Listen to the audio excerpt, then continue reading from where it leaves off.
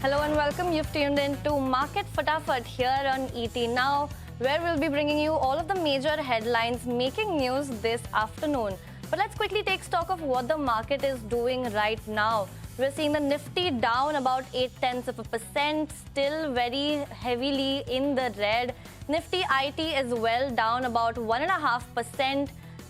The Nifty Bank is also playing a spoil sport in today's trade. We've got Nifty Bank is well down 1.3%. Almost all of the major indices are down in the red that we're seeing.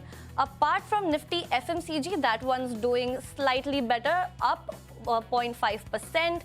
Apart from that, that seems like to be the only major index in the green right now, with all of the other indices down in the red. So that's where we are on the major indices. We've also got our technical guest tuned in right now, Mr. Nagaraj Shetty from HDFC Securities. A very good afternoon, Mr. Nagaraj. Yes. So that's that. But let's quickly bring you up to speed on all of the top newsmakers this afternoon.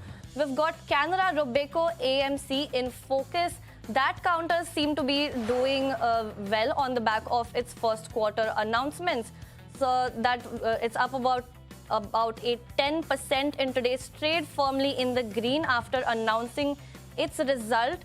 Canara Robeco has done quite well in the first quarter announcements. Revenues were up about 20% on a year-on-year basis. Net profit strongly up 24%, while the company's also seen a strong sequential growth across its segments, and that's what seems to be driving the stock up almost 10%, very strongly in the green today. All right, so that's Canara, Robeco, AMC up in a way 10% in a weak market today. Nagaraj, you have also picked out Chennai Petro. That is doing very well in today's trading session. 3.5% gains coming in. In fact, it's a clear outperformer. Almost 60% returns in the last 6 months, and the momentum has remained intact. Even in the last 5 days, it's surging in trade.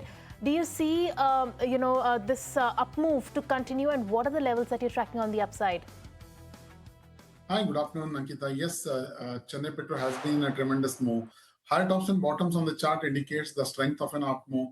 Recently, we have seen upside breakout of around 1250 levels of a previous highs. The overall chart pattern is looking positive. Recent upside breakout was associated with rise in volume. So I'm expecting more upside from here onwards, and 1375, 1380 is going to be the next hurdles to be watched in the near term. Right, so that's Chennai Petro on the charts, but let's move on and talk about the top Nifty buzzer for the day, and that's Nestle.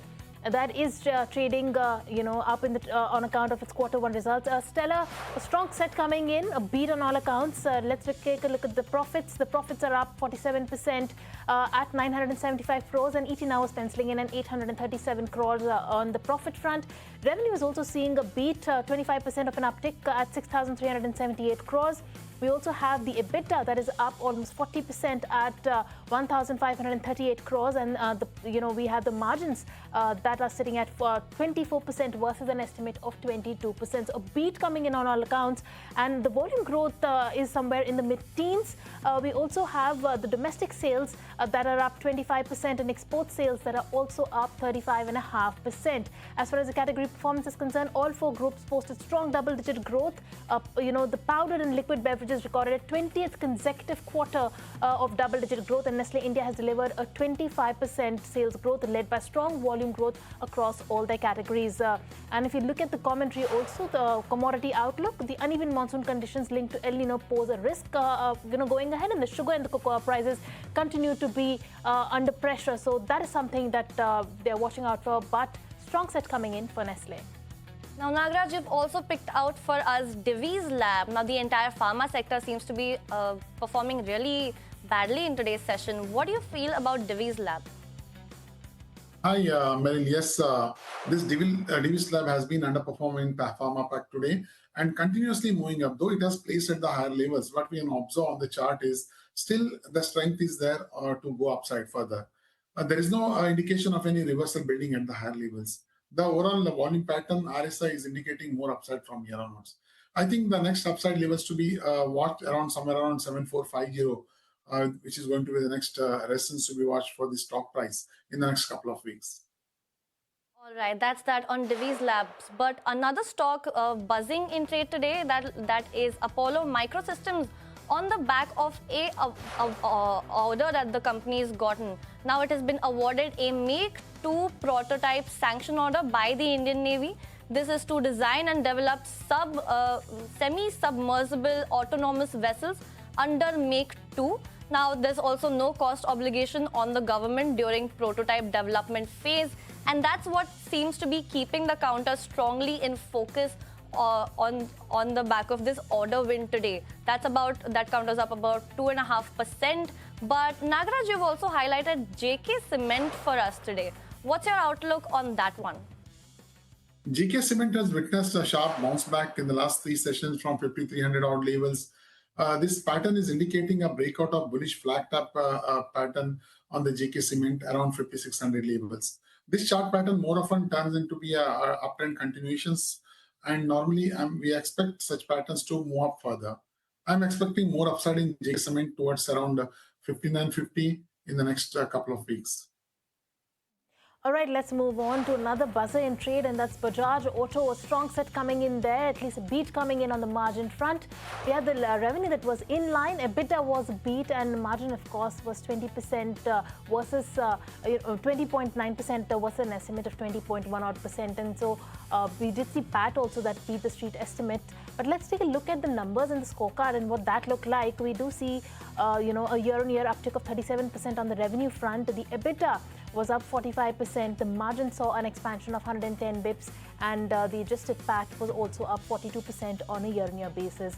We also have the EVs that hit 30% of the domestic market mix, and with the EV revenue nearly doubling on a year-on-year basis, we also had Chetak demand that outpaced the supply capacity, and the capacity expansion is also underway for that.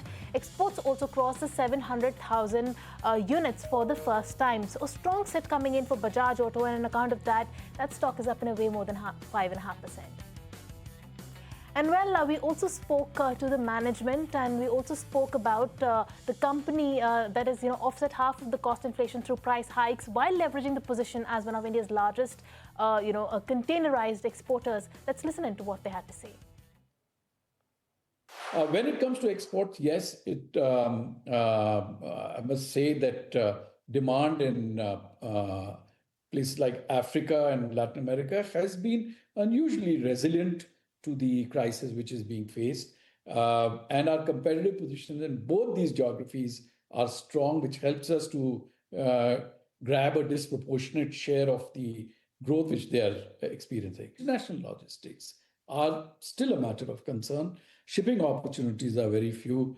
We are a very, very large operation now with 250,000 units per month, 750,000 units per quarter. It's amongst one of the largest containerized exporters of India. And therefore, logistics is a very important area to manage. There was inflation, but we recovered almost 50% of the inflation through price increases right in the beginning of the quarter. And then you know that the dollar strengthening against the rupee has been beneficial for our realizations. So that offset a lot of that issue. So a stronger second quarter performance is what the management is penciling in when it comes to Bajaj Auto. But on that note, we'll slip into a short break. Don't go anywhere. We'll come right back to you with more market updates.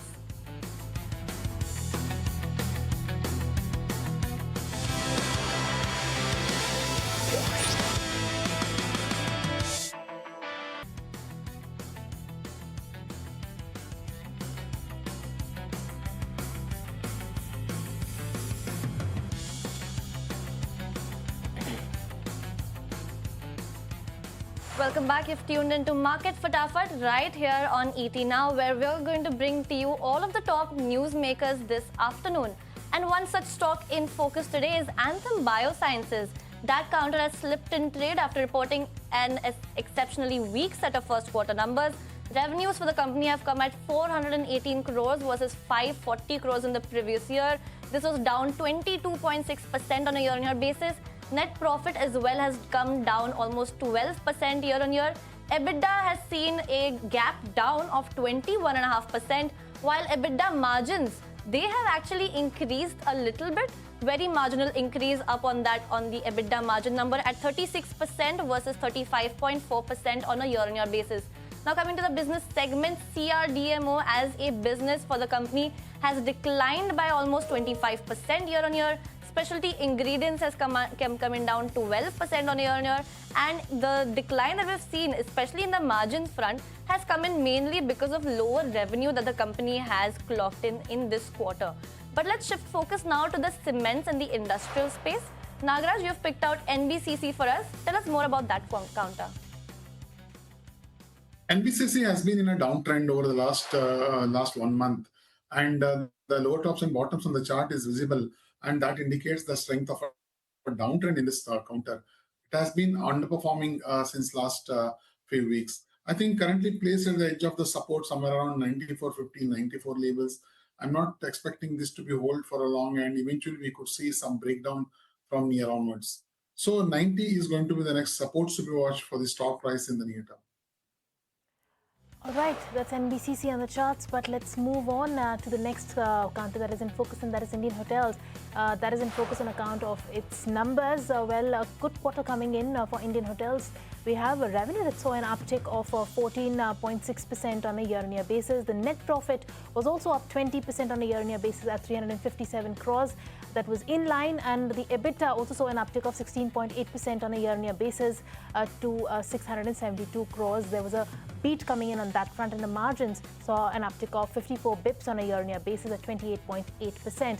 Also, we had Q1 that marks the 17th consecutive best ever quarter with a consolidated revenue, and the key revenue drivers were 14% rev power in the domestic like-for-like hotel, and 22% increase in the revenue for growth businesses, 26% growth in the management fee income, and the strong performance of the recent acquisitions.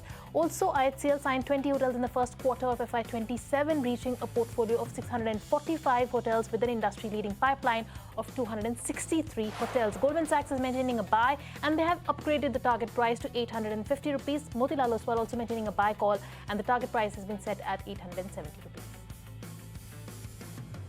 All right, let's move on then. Nagaraj, you have picked out Angel One for us. Tell us on the charts, how does Angel One look like to you? I mean, that one is down and out almost 3% in today's trading session. In fact, it has been in a corrective phase. It's been correcting for the last 1 month. Do you see further downside to Angel One? For the Angel One, over the last 1 month chart pattern is indicating some kind of a distribution pattern unfolding around 350, 360 levels, which is a bearish implication. And recent breakdown indicates that the downtrend seems to have resumed from the higher levels. The chart pattern is negative, even volume and the RSI is showing weak signal. I'm expecting more downside for this Angel One, down to around 295 levels in the next 1 to 2 weeks. All right, so that's the read-through on Angel One. But we're also seeing a lot of pharma stocks in focus today. Nifty Pharma has been dragged by a lot of these counters. Sun Pharma, Cipla, Zydus, Wockhardt Pharma, Lupin, and all of these counters are seeing tremendous losses in today's trade, which is on the back of the new tariffs that Donald Trump has just announced, where generics will face a 0% tariff from the 2026 up until 2028. But after that, we're seeing a tremendous hike of up to 100% tariffs for the next 1 year, and 200% after that. This measure aims to reshore generic pharma manufacturing to the US, while existing policies on patented and branded drugs remain unchanged. But let's shift focus to the banking space. Ankita, how are you seeing Bandhan Bank today? Well, Bandhan Bank, a lot of weakness coming in, Meryl, on Bandhan Bank. In fact, that is the top drag as far as the banking names are concerned, and the selling pressure that the banking names are reeling under. Bandhan Bank has been sticking out like a sore thumb on account of its Q1 results. If you look at the numbers, it's been weak numbers with the weak set of commentary that's coming in, and that has really dampened the sentiment. The bank has reduced its ROA guidance to 1.2 to 1.4% and also withdrew its earlier expectations of the NII, the NIM expansion, and also citing elevated funding costs and higher technological investments. And for banking stocks, the forward guidance carries more weight than a single quarter's earning, and therefore for Bandhan Bank, because they have downgraded their future profitability growth, on account of that, Bandhan Bank has been reeling under pressure. And if you look at some of the numbers, also the NIMS has remained flat at 6.2% as higher funding costs offset the benefit mixed benefits, and the operating expenses also rose 19% on a year-on-year basis. So a weak set coming in for Bandhan Bank. But we also caught up with the bank's MD and CEO Partha Pratim Sengupta to understand what led to the weak quarter, his outlook for FY27 and the bank's growth guidance going ahead. Let's take a look at that. Probably sequentially, we look Q4 to Q1. This is the quarter where we have actually reduced our slippages in the EEB segment. That is a great thing, you see, because the highest provisions come from the EEB segment, because these are unsecured loans for that. And we have been able to reduce it. You see, there is a marginal increase in the gross slippages compared to Q4, this Q1, but there has been a reduction in the overall net slippages because our cash recovery was much more. This has been due to one ARC sale we have made, and also the other cash recoveries plus other NPA management decisions that we have taken it for that. Overall, I can see the credit cost has come down from 2 to 1.8, and sequentially it is coming down. You see, we at one point of time we had a credit cost of 4.5.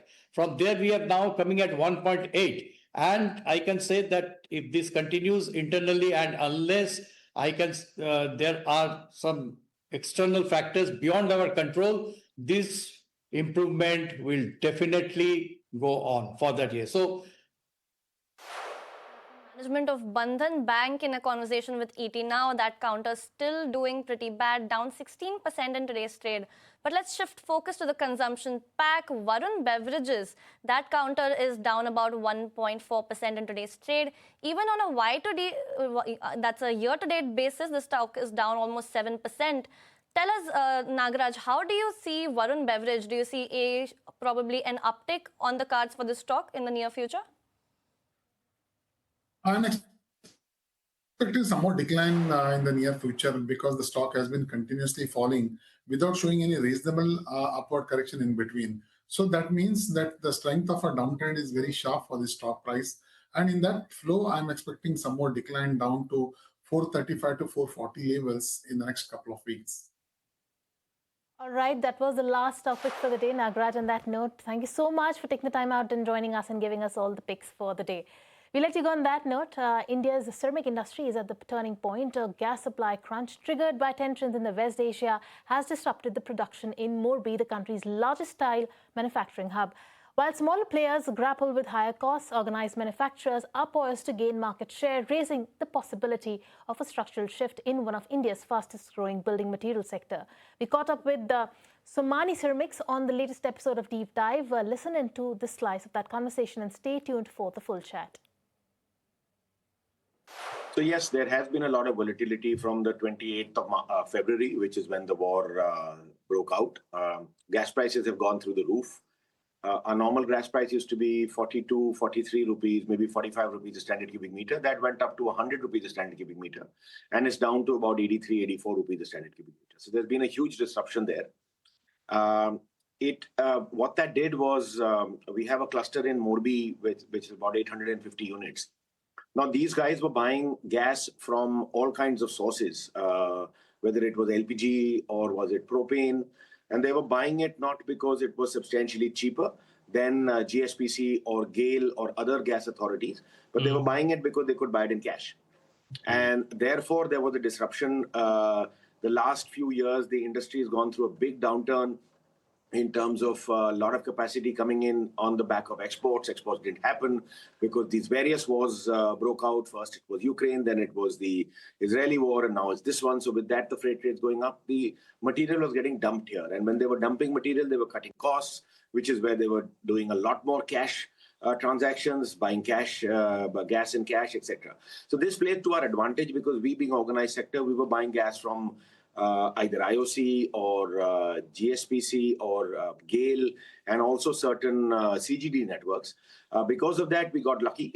When the gas got shut down in the Hormuz Strait, we were the beneficiaries because the government took out a gazette that we would get 80% of the last 6-month average. Now, we had a last 6-month average to talk about, unlike people in Morbi, because they were buying from anybody and everybody on the street.